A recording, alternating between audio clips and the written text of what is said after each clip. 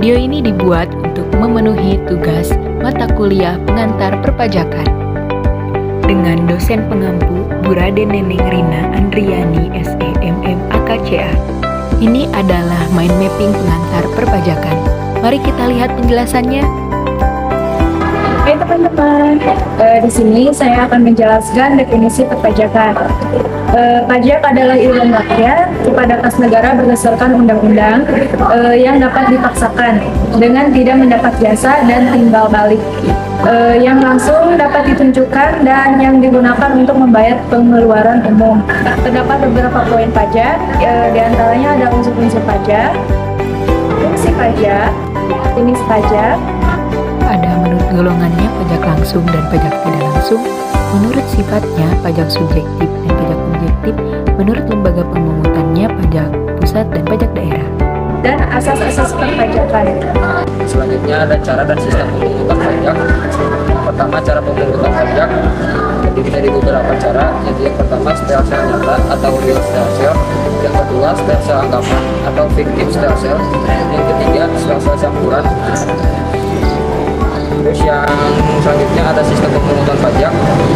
Yang pertama official assessment system, yang kedua self assessment system, dan yang ketiga withholding system. Selanjutnya ada hukum pajak. Yang pertama hukum pajak material, dan yang kedua hukum pajak formal yang memuat satu tata cara penerapan utang pajak, yang kedua hak-hak fiskus, yang ketiga hak dan kewajiban pajak. Subjek pajak adalah segala sesuatu, baik orang pribadi atau badan, yang berpotensi dan menjadi sasaran dikenakan pajak. Lalu ada wajib pajak, adalah orang pribadi atau badan yang menurut ketentuan peraturan perundang-undangan perpajakan ditentukan untuk melakukan kewajiban perpajakan, termasuk pemungutan pajak atau pemotongan pajak tertentu. Wajib pajak mempunyai hak dan kewajiban. Nah, ada identitas pajak, yaitu NPWP. NPWP merupakan nomor pokok wajib pajak. Nomor pokok wajib pajak yang diberikan kepada wajib pajak sebagai sarana dalam administrasi perpajakan yang dipergunakan sebagai tanda pengenal diri atau identitas wajib pajak dalam melaksanakan hak dan kewajiban perpajakannya. Nah, untuk fungsi NPWP sendiri yaitu sebagai berikut. Nah, tata cara NPWP. Yang pertama wajib daftar dan yang kedua tidak wajib daftar. Nah, untuk tempat pendaftarannya sendiri yaitu di tempat pelayanan pajak. Formulir yang digunakan dalam aktivitas perpajakan kita mengenal dengan SPT, Surat Pemberitahuan, memiliki fungsi yang berbeda baik bagi WPPPH maupun WPPKP. Memiliki dua jenis, yaitu SPT tahunan, SPT masa. SPT masa, SPT tahunan orang pribadi, dan SPT tahunan badan. Ini adalah contoh SPT tahunan badan dan tahunan pribadi. Ini merupakan jenis-jenis SPT massa. Baik, poin yang selanjutnya adalah tata cara penyelesaian SPT. Yang pertama adalah WP mengambil sendiri formulirnya di KPP, dan yang kedua adalah WP mengisi SPT-nya dengan benar, jelas dan lengkap sesuai dengan keadaan yang sebenarnya, dan yang ketiga WP harus menandatangani SPT, dan yang terakhir WP harus memberikan bukti-bukti yang diperlukan. Nah, poin yang selanjutnya adalah batas waktu penyampaian. Nah, yang pertama SPT masa paling lambat adalah 20 hari setelah masa pajak berakhir, dan yang kedua adalah SPT tahunan paling lambat 3 bulan sejak akhir tahun pajak. Lanjut ke poin yang terakhir, yaitu adalah pembetulan SPT. Yang pertama adalah pembetulan surat pemberitahuan tahunan, dan yang terakhir pembetulan surat pemberitahuan masa.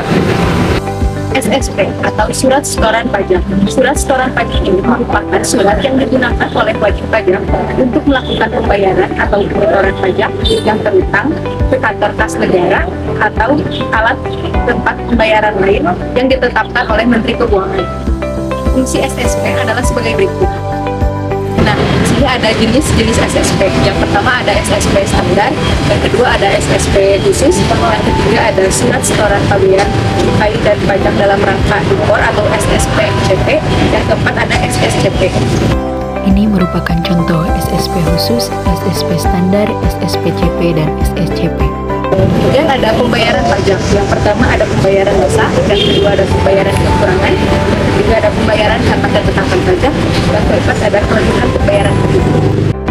Surat ketetapan pajak atau SKP adalah surat yang dikeluarkan oleh instansi pemerintahan yang berwenang seperti Direktorat Jenderal Pajak atau DJP untuk memberitahukan jumlah pajak yang harus dibayar oleh wajib pajak. Surat ini dikeluarkan setelah proses pemeriksaan atau audit atas laporan pajak yang telah disampaikan oleh wajib pajak. Dalam surat ketetapan pajak biasanya tercantum informasi mengenai identitas wajib pajak, jenis pajak yang harus dibayar, jumlah pajak yang harus dibayar, serta tenggat waktu pembayaran. Surat ini juga biasanya menyebutkan dasar hukum atau peraturan yang melandasi perhitungan pajak yang harus dibayar oleh wajib pajak. Berikut adalah fungsi dari SKP. Adapun surat ketetapan pajak yang terdiri dari SPP, SKPKB, SKPLB, SKPKBT, SKPLBT, dan SKPM. Keberatan adalah upaya yang dapat ditempuh wajib pajak yang merasa tidak atau kurang puas atas suatu ketetapan pajak yang dikenakan kepadanya atas gugatan oleh pihak ketiga. Nah, di dalam keberatan terdapat hal-hal yang dapat diajukan, surat pengajuan keberatan, siapa saja yang mengajukan keberatan, serta jangka waktu pengajuan keberatan. Banding adalah upaya hukum yang dapat dilakukan oleh wajib pajak atau penanggungan pajak terhadap suatu keputusan yang dapat diajukan banding berdasarkan perundang-undangan yang berlaku. Nah, di dalam banding terdapat syarat pengajuan banding yang dapat mengajukan banding ke pengadilan serta pencabutan banding.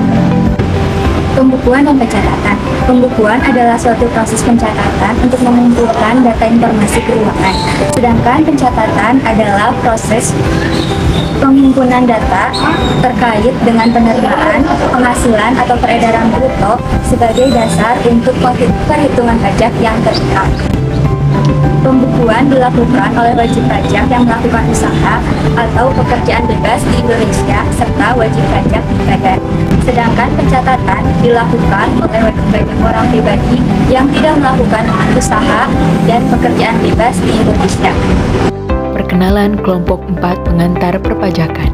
Dentia Afril Tiara Imani 223403036, Nadia Nurma Yunita 223403114, Yasmin Areta 223403119, Rifah Ainul Zakiah 223403134, Desvi Kaniza Rahma 223403234, Naswa An-Nazah 223403237, Sasi Meli Agustin 223403242, M. Toib Kurniawan 223403284, Akmal Maulana Firdaus 223403286, Siti Rida Afridayanti 223403297. Thank you for your attention.